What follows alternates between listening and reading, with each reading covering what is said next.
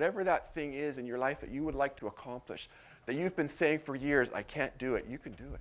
You can do anything that you set your mind to. And that's part of what self-optimization is. It's just simply the process of becoming a better you, of maximizing your potential.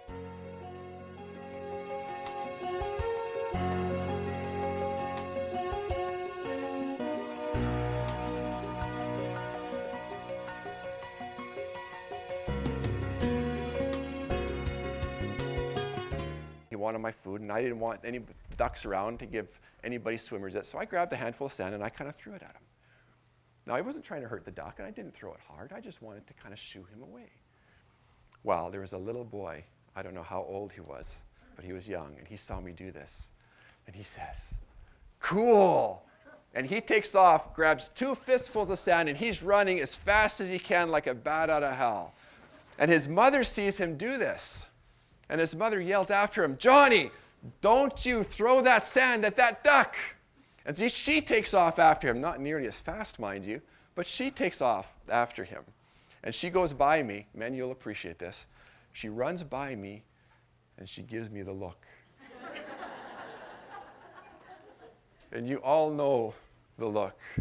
It's that look that women have that just puts the fear of God in the heart of any man. She gave me, I thought, oh my, what did I do? That duck eventually got to the water, and his demeanor changed instantly. Amazing how that happened. As soon as it was in the water, it was totally at peace. Held its head high, no more fear. That duck knew that there was not a single person on that beach that could touch him. I mean, that young boy could run all he wanted, but that duck was perfectly safe as long as he was in his element.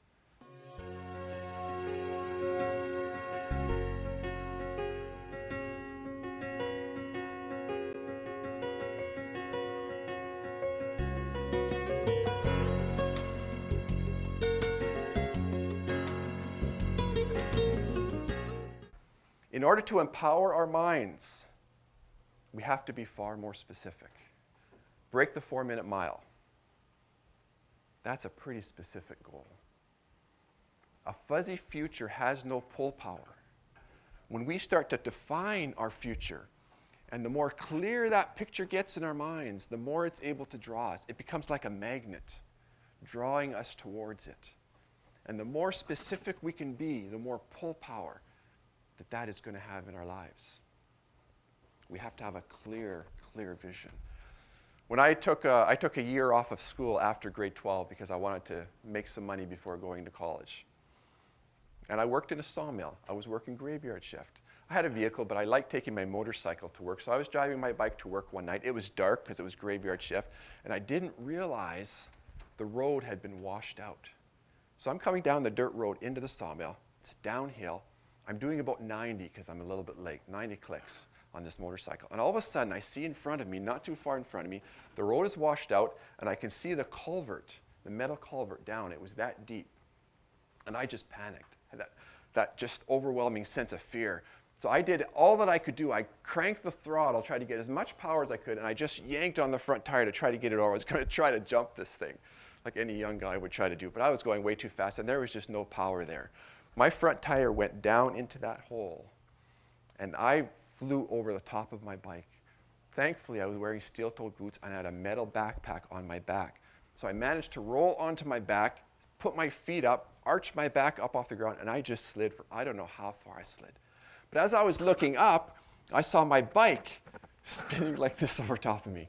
The headlights just spinning. And it crashed on the ground and went flying and totally totaled the bike. I went into work, explained what had happened and why I was late after pushing my bike the rest of the way to the mill. And I went underneath one of the conveyor belts where I was having to do some cleanup. And I just started shaking uncontrollably. I don't know if I went into shock or what the deal was. But I learned something riding motorcycles. I learned that you hit what you focus on. You hit what you focus on. And so you never want to focus on the obstacle. If you're riding down a trail and you're a little bit out of control, you're going too fast, and you see a tree, if you look at that tree, you hit the tree. You never focus on your and yet we do that in life all the time, don't we? We focus on the negative. We focus on the obstacles. We focus on the circumstances that might be looming before us that are going to, we think, destroy us. But we need to focus on our preferred future. Where is it that we want to go? Once you know where you are and where you want to go, it's just a matter of figuring out how you're going to get there. We need to have a plan. A strategy is just simply a way to get what you want. You can have anything you want if you want it badly enough, and you have a way to get it. So in grade 7, our grade 7 class is asked to do a project. And I decided to do a volcano. And I built this beautiful volcano out of paper mache. And I thought, well, what am I going to do to make this thing erupt? And they told me, you mix vinegar and baking soda, right? And you'll get an eruption. Well, I did that, and it didn't look very good. It was I've had runny noses that were a little bit more powerful than this. I put a little color in. That didn't do the trick either. So then I thought, oh, I got an idea. Over a number of weeks, I took as many shotgun shells out of my dad's backpack as I could without thinking that I would get caught. Now, he never suspected, I don't think, at least he never said anything. And I had a half a bottle full of gunpowder. So when it came time for the presentation, I carried my volcano up to the front of the class.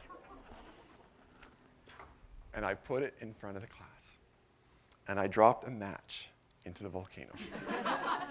And it didn't take long before this thing started to smoke. Sparks started to shoot out. Flames shot out. The flames were shooting as high as the ceiling and kind of bouncing off the ceiling. Smoke was billowing up and across the ceiling, and it finally started to billow outside of the door. Within just 30 seconds or so, the fire alarm went off. You could hear people in the hallway, what is going on? I looked back at the back of the class, and my teacher was sitting there. And he just had these big eyes, and his face just drained of color. And you could just see him. If you lived in the texting days, it was just, OMG, what have I done? So all the kids in the class were standing on their feet. They were clapping and yelling, yeah! We all get evacuated out of the school. Fire trucks show up, the whole deal. And I'm just, basking in the glow of my creativity. It was an awesome moment for a grade 7 student. Totally awesome. That was the best volcano in the history of the grade 7 volcanoes. At least I think so. And you're not going to burst my bubble because it was awesome. Really awesome. But why was it so successful? Because I had a strategy. I would have looked pretty foolish standing up there with no way of making anything happen. Just this paper. Vinegar and baking soda would have been better than nothing. I want you to hear me say something today. You have that kind of explosive potential. Everybody does. All you need is a spark to light it. All you need is a strategy. You have within you qualities, talents, abilities. You have the ability to do things that you never dreamed, you never imagined possible. You have the ability to put your stamp on your family like you never imagined possible, to put your stamp on your community, on your workplace, on your world, just to do things that you never dreamed possible. But all we need to accomplish those things is a strategy that is clear, that will give us direction and purpose in our lives. We all need a strategy. I know this young woman that is just a remarkable young woman. She told me a story about her life, and she went through a really tough time that was filled with fear and struggle. And she said she just got tired of living this way. And so she decided to give her year a theme. Now, this was more than a New Year's resolution. She actually gave her year a theme, and she did this for several years successfully. One year she called the Year of No Fear. When I heard this story, I thought, wow, that's remarkable. I got out a pen and paper, I started writing, can I please use this for one of my talks? I thought it was remarkably, she wouldn't have called it a strategy, but it's exactly what she did. A year of no fear. And one of the things that she did, one of the things she strategized is she decided, I'm going to meet 50 people this year that I don't know. That was really tough for her. Just walk up to them in Starbucks, introduce herself, start talking. 50 people. She thought it was going to destroy her. She got partway through the year and realized she had done it. And it made a huge change in her lives simply because she established a strategy.